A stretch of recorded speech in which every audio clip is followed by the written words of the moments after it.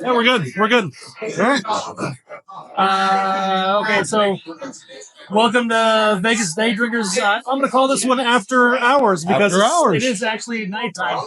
But I'm here with Will again.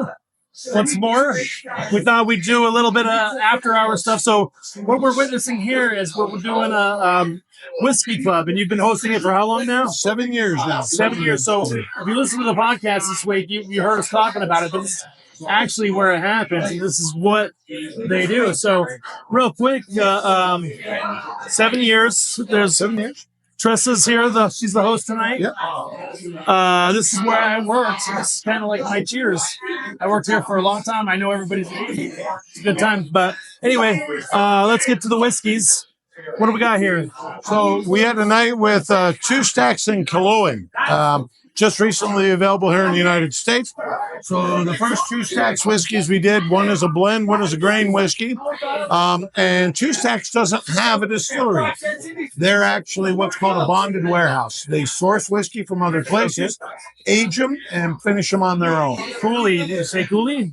No. So they do. They source from Cooley Distillery. Okay. They source from Great Northern. Okay. Source from Bushmills. And then they provide their own barrels. And then, right. They age it. So they finish it how they want. Get the basic sour mash, or it's already been distilled. And they just put a finish on it. So whatever barrel they choose to put it in, they age it for as much longer as they choose to. Yeah. And then the last one was from Killowen.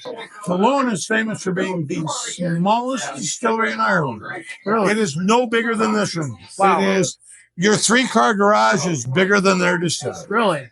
And that's fantastic. They don't really send a lot to the States because they are so small. Now, I'm noticing here there's a rum and raisin, which sounds pretty interesting. So let's talk about it. So this is a single malt whiskey that was finished in 2 different barrels.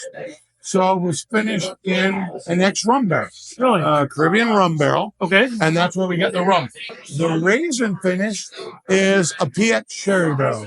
Okay. Because if you've had anything that's been finished in sherry, you know it's got those sultanas, raisins, the dried fruit flavors. Wow. And that's where the raisin comes from. That's awesome. Finished in both rum barrels and PX sherry barrels. Yep. So that's how we get the single malt rum and raisin. Now, you gave me a little sample of one that wasn't available on the. Yeah. What was that one? That one's a super sneaky one because that's not available here in the United States. But my friend, the brand ambassador, it's a cask strength blended whiskey at 63.5%. That thing had hints of, you said apricot? Yeah, so finished in an apricot brandy barrel. Wow. And that is amazing. It was nice. You got the apricot right away. But then the fact that it's 63%, that it just hits you. It nails you right away. But yeah, I mean, for a 63% alcohol, that really should put you down. Yeah. But with that finish in the apricot barrel, man, it's really nice. I wish I could get my hands on more bottles of that. But I imagine you'll get them. You're going to Ireland again when? In May. In May. Yeah. How often do you go? I go at least once a year in May for the whiskey convention, Whiskey Live. And then, depending, I may go back in August. That's usually when different production is going on. I go visit certain distilleries and I think friends.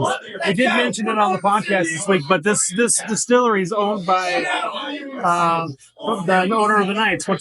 So he's a partial owner. Yeah. Okay, gotcha. So Bill Foley, who owns Foley Wine and Spirits, bought into it, and he's now the distributor.